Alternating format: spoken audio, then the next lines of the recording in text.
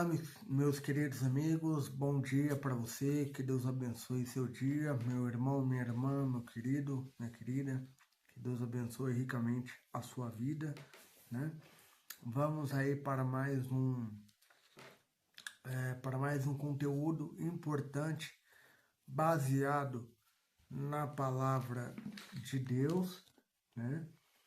Tirando lições espirituais e práticas para a nossa vida, né?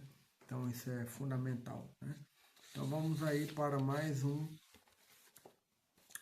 uma semana de estudos da lição da Escola Sabatina, né?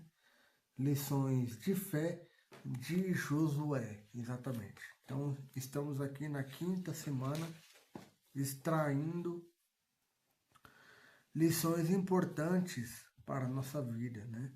Aprendizado, conhecimento, né? Para a nossa vida, tanto aqui como na eternidade também, né? Porque a nossa vida aqui, né? Ela com certeza é um reflexo do que será na eternidade, né? Então, você já sabe, né? Palavra aberta é Cristo Jesus no coração, né? Porque cada versículo é um encontro com o Criador, né? Então, cada versículo estudado, cada versículo analisado, cada história sendo colocada de fato como ela foi, à luz da palavra de Deus, é um crescimento na nossa vida espiritual e na nossa vida também pessoal, né? Aprendizados para nós tirarmos lições, né? Para a nossa vida prática hoje, aqui no século XXI, né? Então, nesta nova semana, que Deus te abençoe, que Deus te guarde, te proteja nesta semana, que seja uma semana abençoada e guiada, orientada pela pessoa maravilhosa de Jesus Cristo e pelo Espírito Santo, né? E Deus o Pai também. Queridos, Deus luta por si, exatamente. Então, Deus luta por uma pessoa ou Deus luta por um povo, tanto faz, né? Então, esta lição aqui desta semana, na lição de sábado, né, Deus luta por si. Então, ela faz uma conexão com com a semana de número 4, com a semana passada, né? Deus lutou pelo seu povo no deserto, Deus irá lutar pelo seu povo no tempo do fim, Daniel 12, né? Quando Miguel se levanta, ele vai lutar para defender o povo, né? E Deus também lutou por uma pessoa chamada Moisés, em Judas 9, né? Então aqui ele faz uma conexão direta. Deus luta por mim, Deus luta por ti, Deus luta por nós como povo de Deus. Amém? E nesta semana, meus queridos, vamos ver aí como foi a conquista da terra prometida. Aqui eles já estão no limiar da terra, né? Já passou Jericó, enfim. Os espias já foram consultar, ver a terra, enfim, né? E agora é a tomada da terra prometida, é a posse, né? Lembra-se que eles estão realizando aquilo que Deus prometeu a Abraão em Gênesis 12 e em Gênesis 15 também, quando Deus dialoga ali com Abraão, né? Então, 430 anos se passaram, né? E agora eles estão praticamente tomando posse da terra prometida, né? Então, Deus está guiando o povo nesta jornada. né, nesta conclusiva jornada. Né? Então Deus está lutando por mim, por ti, e lutou por seu povo no passado. Né? Então, nós vamos ver aí o porquê que levou esse tempo todo para o cumprimento da promessa. Ok? Então, esta semana nós veremos isto. Né? Na parte de domingo, a iniquidade dos cananeus, exatamente. Então, durante 430 anos, os jebuseus, cananeus, ferezeus, gigarzeus e todos os zeus daquela região, né, eles tiveram um período de graça, 430 anos, para fazerem aquilo que bem entenderem. Né? Eles poderiam continuar, como de fato a história bíblica conta que eles continuaram no seu caminho, né? Ou bem como eles poderiam desviar aquele caminho que eles estavam e voltar aos olhos para os braços do Pai, para os braços de Deus. Né? Então, durante 430 anos eles tiveram oportunidade de escolher qual caminho eles iriam seguir. Né? Então, durante o tempo em que Israel ficou no Egito, eles já estavam sendo advertidos por Deus, né? Muito antes, até em Gênesis 12, quando Deus chama Abraão para ser pai de uma grande nação, né? E na conversa de Abraão com Deus, Deus com Abraão, eles também estavam tendo oportunidade de continuar ou mudar de vida como nação, certo? E neste tempo, o instrumento de misericórdia de Deus era o povo de Israel, exatamente. Então, e qual foi o motivo que levou à extinção desses povos? De mulheres, crianças, bois, animais, enfim. O que levou à extinção desses homens, dessas nações? Né? Simples, muito simples. Eles adoravam os mortos, coisa que Deus nunca permitiu. Segundo, eles tinham as práticas sexuais durante o ritual de adoração. Então, eles tinham as práticas pagãs de adoração, né? E dentro disso, eles tinham os prostitutos sexuais e as prostitutas cultuais e os prostitutos cultuais também. Né? Então, eles praticavam aí sexo durante a adoração pagã, o processo aí de adoração, né? Da falsa adoração. Né? Então, recapitulando, eles adoravam os mortos, consultavam os espíritos, né? Necromancia, eles praticavam a feitiçaria, necromancia, enfim. Eles tinham relações sexuais durante o culto, né? Durante a adoração. Né?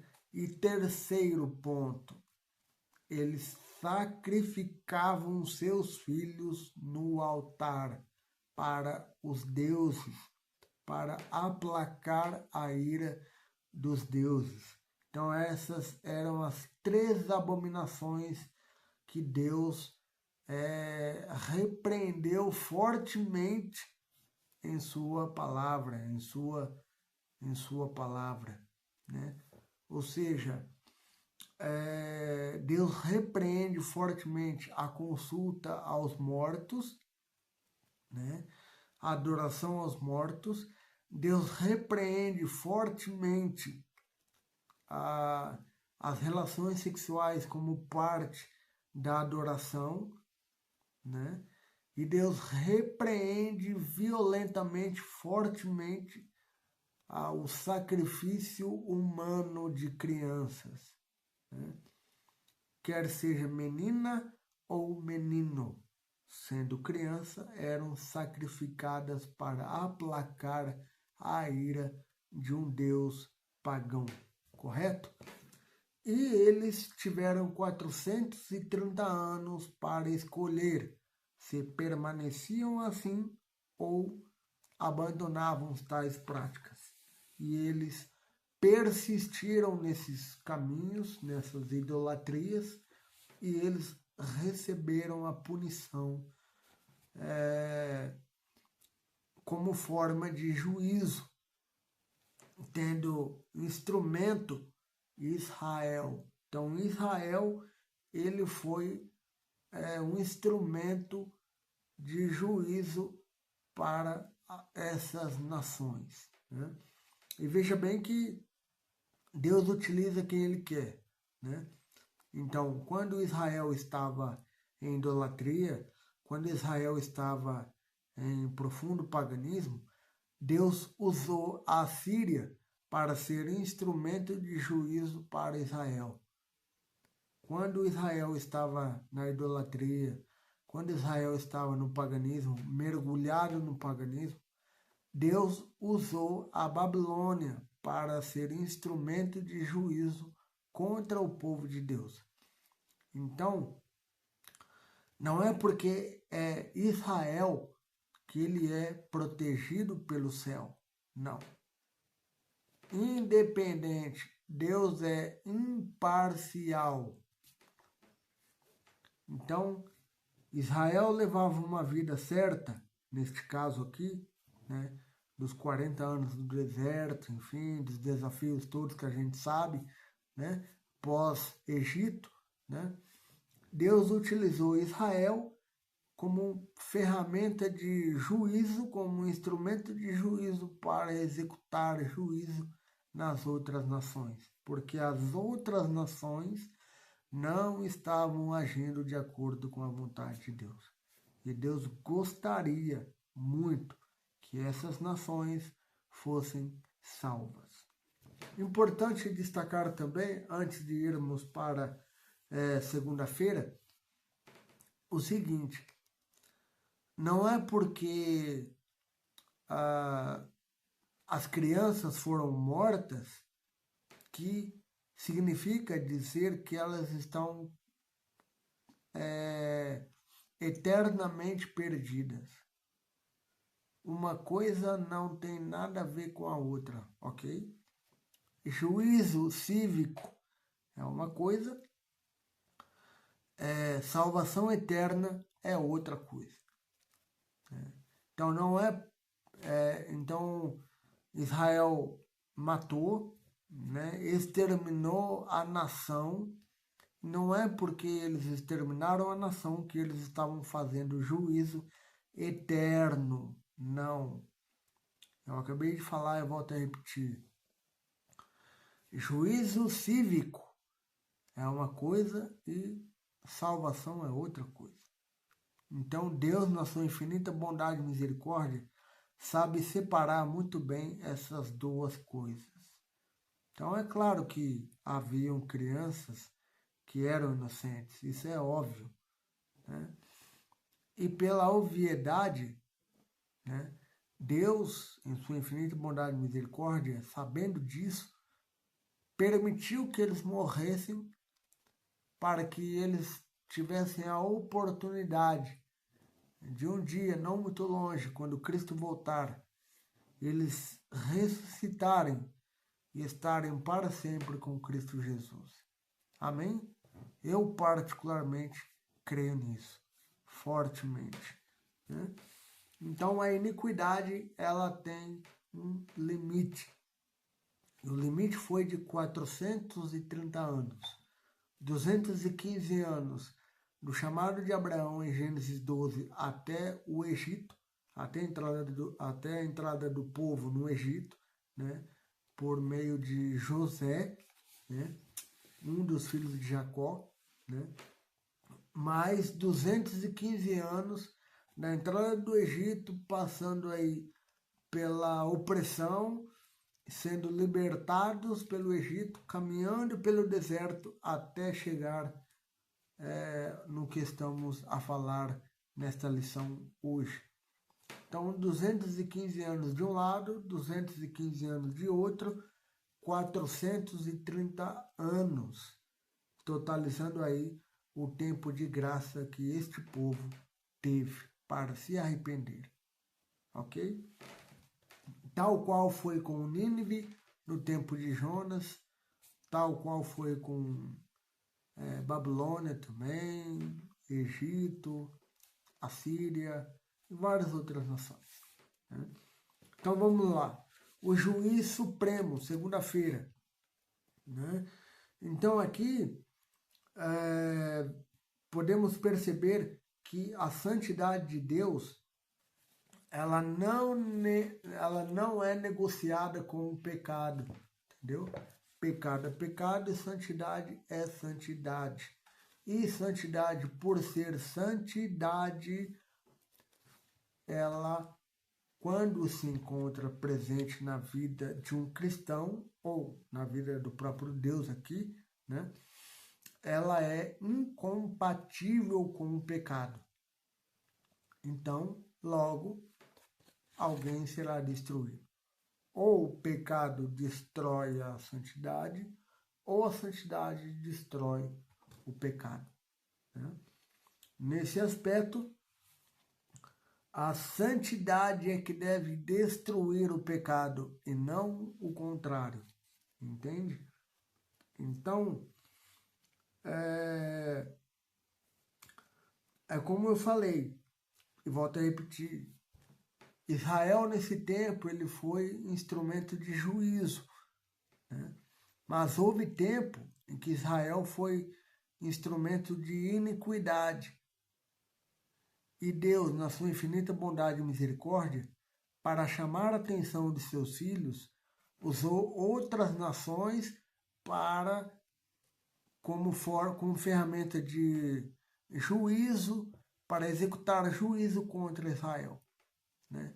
Babilônia, Assíria, Egito, né? E por aí vai. Né?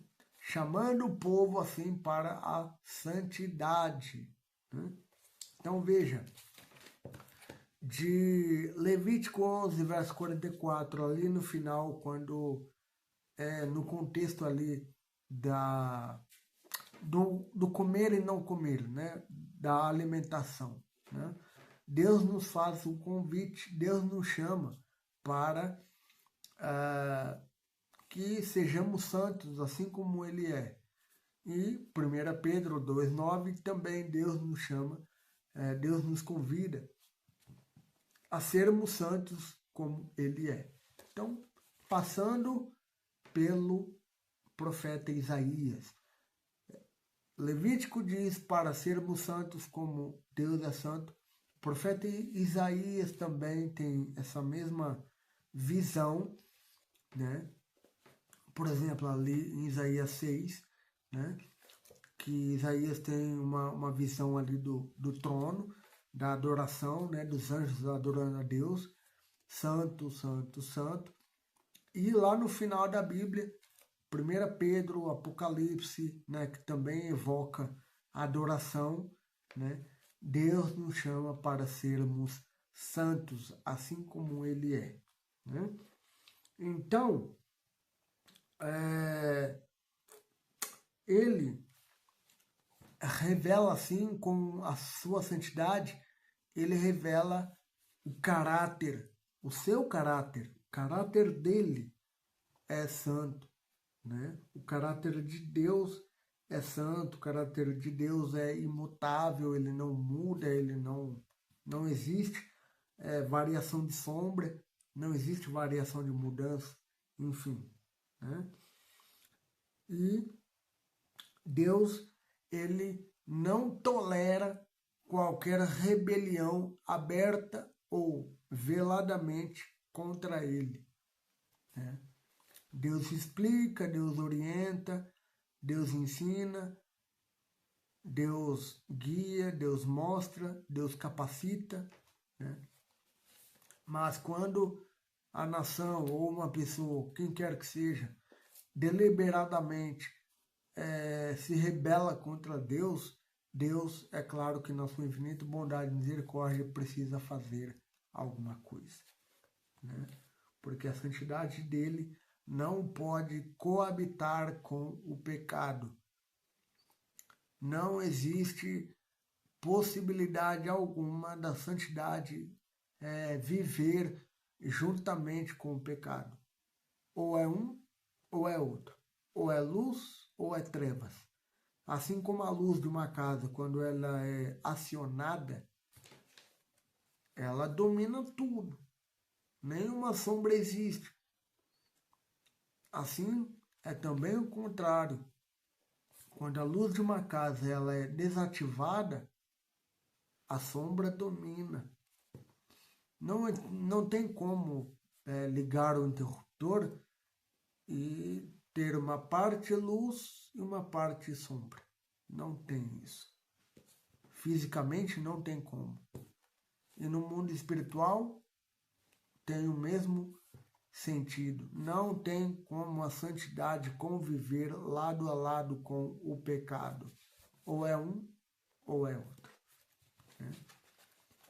Na lição de terça-feira, vemos aí desapropriação ou aniquilação, né? Então temos aí que o objetivo de Deus primário no comecinho dos 430 anos não era aniquilação, mas sim desapropriação. Esse era o objetivo fraterno de Deus. Apenas desapropriar aquelas nações, colocar elas, quem sabe, em algum outro lugar, né? Não sei.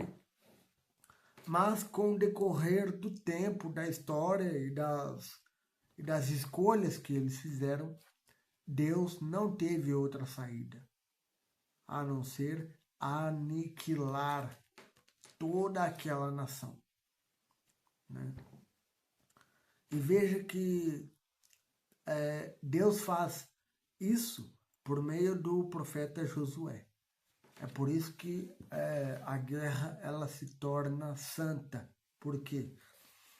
Porque quando Deus fala com algum profeta para entrar em uma guerra, é porque Deus aprovou, Deus entendeu por meio do profeta que aquilo não estava bom e que precisava de uma correção, né?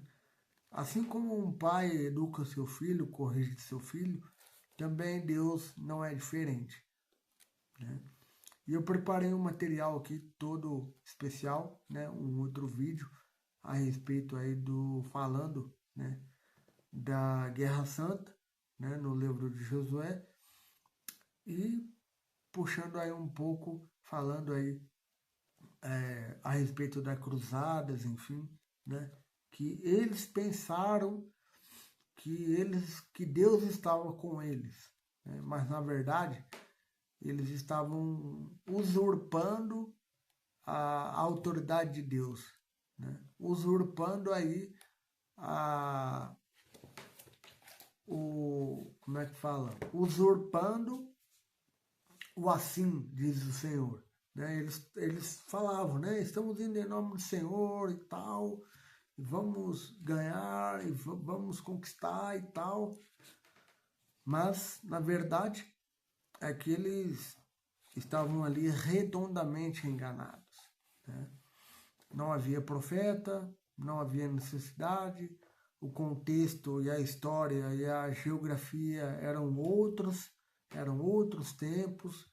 Temos de olhar para o livro de Josué tendo em vista a história bíblica, que é única em sua essência, e não aplicar o que foi feito no passado ao que acontece no presente ou o que aconteceu num passado um pouco distante aí, 300, 400 anos, né?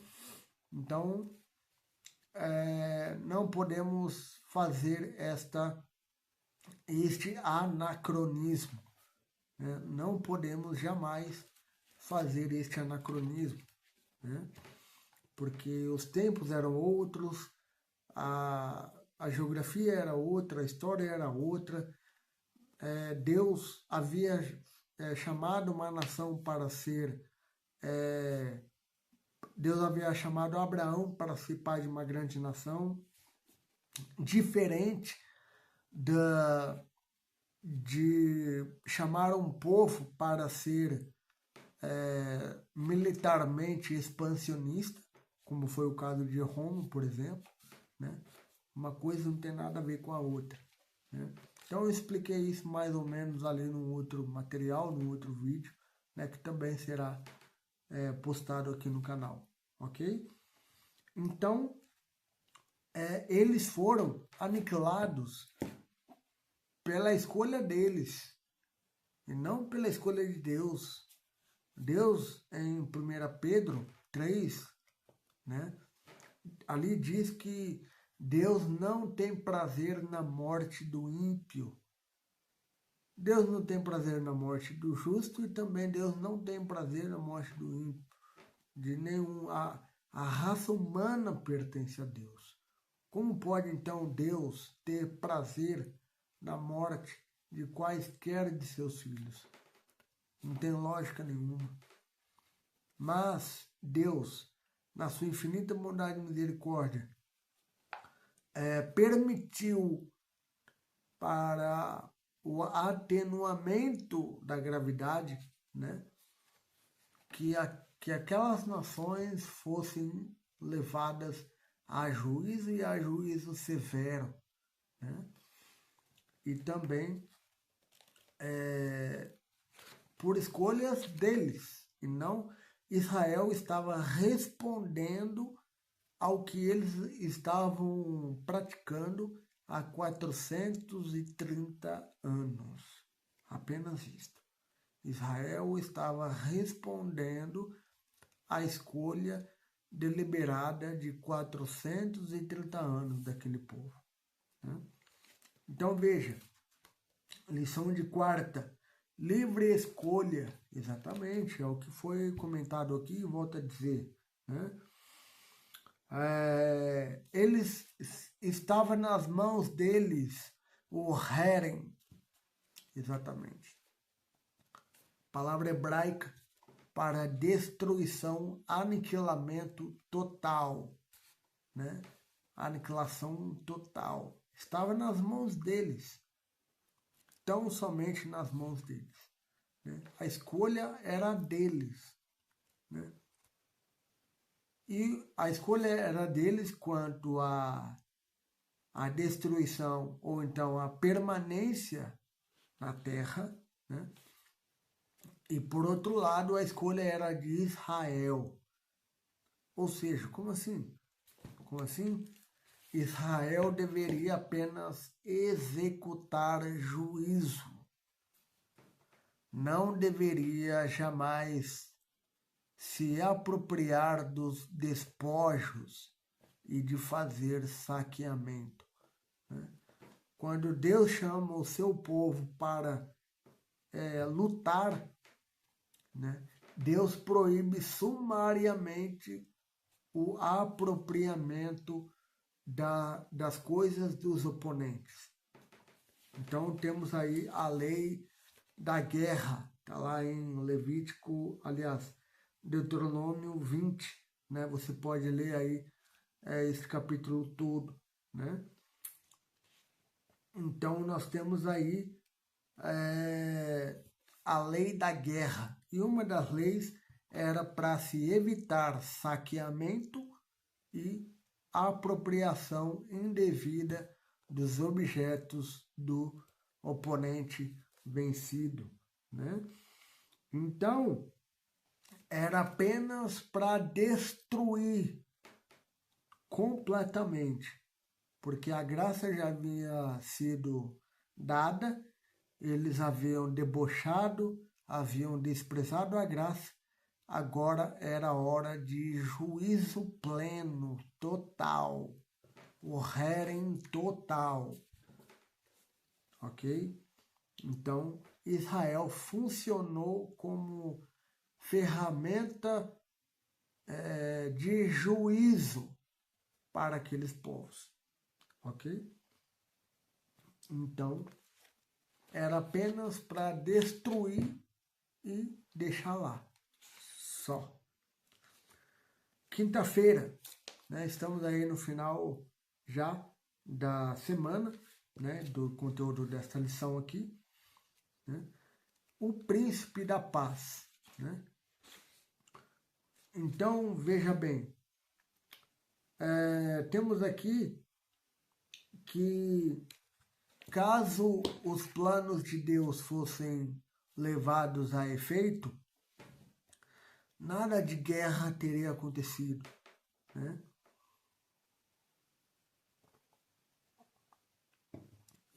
Nada de guerra, nada de sangue, nada de derramamento, nada, né? Mas isto não foi possível.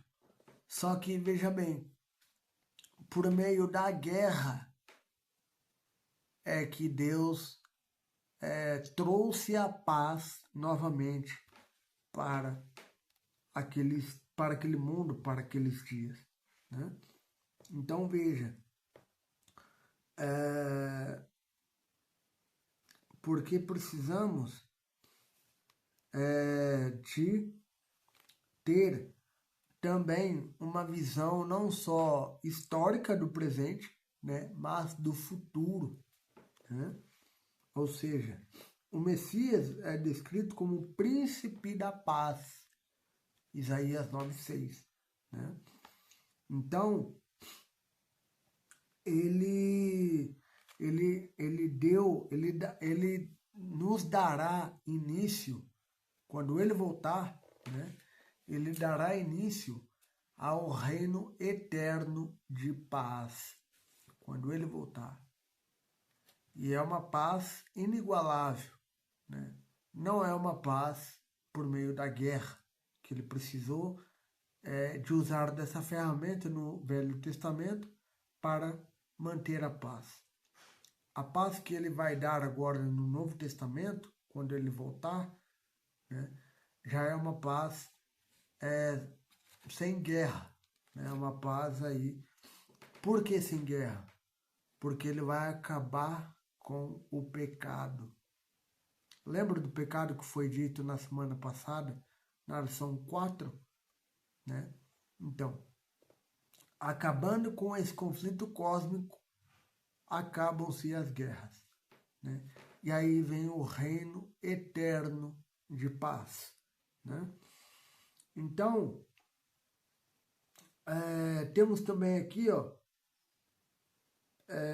Deus, também a história de Eliseu, né? Ou seja, a alimentação do exército sírio por iniciativa de Eliseu, né? Ou seja, em vez de massacrar os inimigos, né, ele alimentou o inimigo, né? 2 Reis 6, né? Então, assim, com isso, o que a mensagem bíblica quer nos dizer?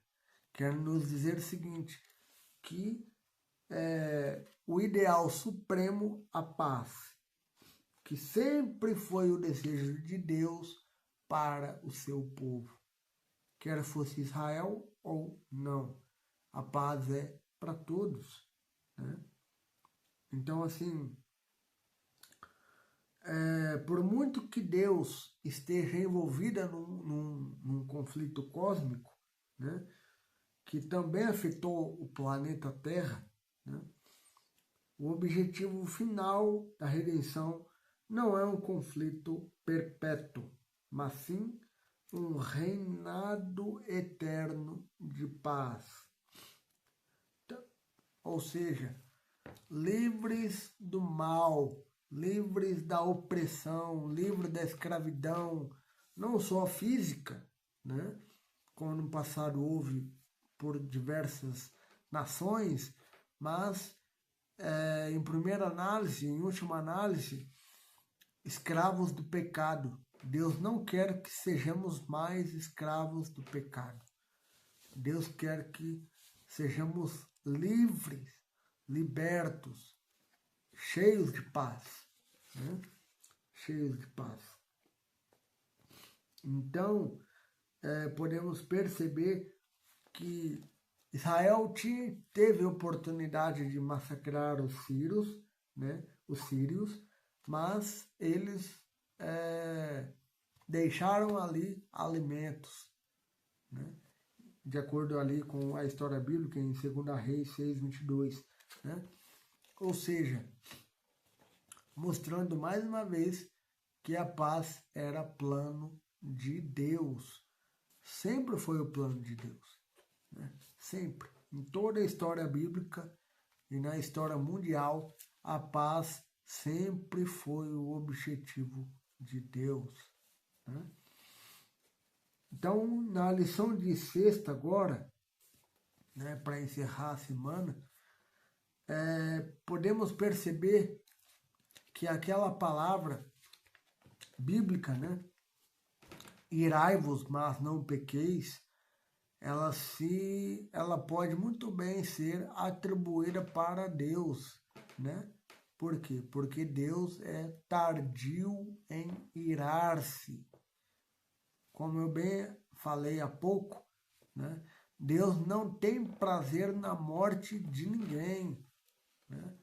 Então, ou seja, Deus ele dá tempo de graça, ele dá oportunidade para que as nações, para que os povos, enfim, se familiarizem com ele, né? Esta é a lição de sexta, para que sejam familiares, para que sejam próximos, para que tenham um relacionamento próximo com Deus, né? Então Deus ele dá um tempo de graça, né? E ele dá um tempo para se familiarizar com nada mais, nada menos com o seu caráter, o caráter eterno de Deus, né? Então, assim, eles foram também, uma coisa a se destacar aqui, é que eles foram julgados, eles foram condenados, eles foram exterminados, aniquilados, de acordo com a luz do conhecimento que eles possuíam. Nada mais, nada menos. Durante 430 anos, Deus ensinou aqueles povos. Deus orientou, deve ter mandado pessoas lá para orientar com certeza, né? Não sabemos, a Bíblia não diz muito sobre esse respeito, né? Mas Deus deu chance, Deus foi longânimo, Deus foi misericordioso, Deus foi compassivo, Deus foi até certo ponto, digamos, tolerante, mas tem uma hora que não dá mais. Tem uma hora que o juízo tem de vir com força, né? Para que o mal seja extirpado, né? Porque o mal que existe hoje é o reflexo do mal que nós estudamos na lição da semana passada, né? Do grande conflito, né? Então veja, eles foram julgados, condenados de acordo com a luz que eles possuíam, né? Então, e por 430 anos, a iniquidade deles foi se avolumando cada vez mais, se avolumando, crescendo, tomando proporções, né? Se desenvolvendo, né? Mas, como eu falei há pouco e falo novamente, chega uma hora que não dá mais. Deus precisa sangrar de vez, né? para que haja uma cura, né? Para que haja uma cura, né? Então, todas as nações tiveram um período de graça, né? Olha só, eu vou ler essa parte final aqui da lição de sexta, né? Todas as nações tiveram um período de graça. Aqueles que anulavam a lei de Deus avançavam de um grau de maldade para outro. Ou seja, quando a lei de Deus era debochada, era desprezada, a maldade ganhava força. A maldade dominava aqueles povos, tornava os cidadãos daqueles povos cegos para as advertências e para os apelos divinos, né? Os filhos herdariam o espírito rebelde dos seus pais e fariam pior do que os seus pais antes deles. Olha aí, a misericórdia de Deus, ela é tremenda. Por quê? Porque ele sabe que se deixar os filhos, netos, bisneto, trineto, enfim, vai fazer muita coisa pior do que o primeiro habitante daquele país. Então Deus tem realmente sabedoria naquilo que ele faz, né? Então os filhos herdariam o espírito rebelde dos seus pais e fariam pior do que os seus pais antes deles, até que a ira de Deus caísse sobre eles. O castigo não era menor por ser adiado. Ou seja, não é porque Deus demorou 430 anos que o juízo haveria de vir com brandura. Muito pelo contrário. Deus deu tempo de graça. Deus deu conhecimento àquelas nações. E de acordo com o conhecimento que Deus deu àquelas nações, eles foram julgados e condenados, né? E que nós também, que estamos tendo conhecimento, né, da palavra de Deus, que estamos tendo oportunidade de estudar a palavra de Deus, se dedicar à palavra de Deus, né, também estamos tendo luz sobre os assuntos que a Bíblia nos traz. E oxalá que sejamos salvos pela luz do conhecimento que Deus nos traz, né? Para que nós não sejamos aí destruídos. Tá bem? Então, antes de encerrar a lição, né, o resumo, a recapitulação da lição, melhor dizendo, né, peço, por gentileza, 3 coisas, né? Você já sabe, mas não custa nada lembrar, né? Primeira delas, deixe o seu like, porque assim o YouTube entenderá que este conteúdo é relevante, foi relevante e continua sendo relevante para a sua vida. Segunda coisa, partilhe este conteúdo para com as outras pessoas, né? Seus amigos, parentes, familiares, pessoas conhecidas, né? Desconhecidas também, porque a palavra de Deus, ela precisa chegar a todos, né? Para que todos tenham oportunidade de conhecer o Deus verdadeiro, né? E assim evitar a destruição quando Jesus voltar, né? E a terceira coisa que eu peço a vocês é que se inscrevam neste canal, caso não seja inscrito. Então se inscreva neste canal, ative o sininho das notificações da palavra todas e vamos conhecer mais a respeito do Deus verdadeiro, né?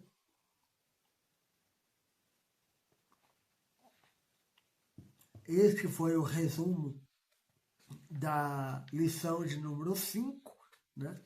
Que será postada, obviamente, né? e que Deus abençoe a cada um de vocês, né? E lembre-se sempre, querido amigo, né? Quem caminha com a Bíblia nunca está só, porque viver a palavra é viver com Deus, tá bem? Então você, quando estuda a Bíblia, você nunca está só. Sempre tem alguém com você. E esse alguém é a pessoa maravilhosa de Deus Pai, Deus Filho, Deus Espírito Santo. Amém? Que Deus abençoe sua vida, sua família e até a próxima.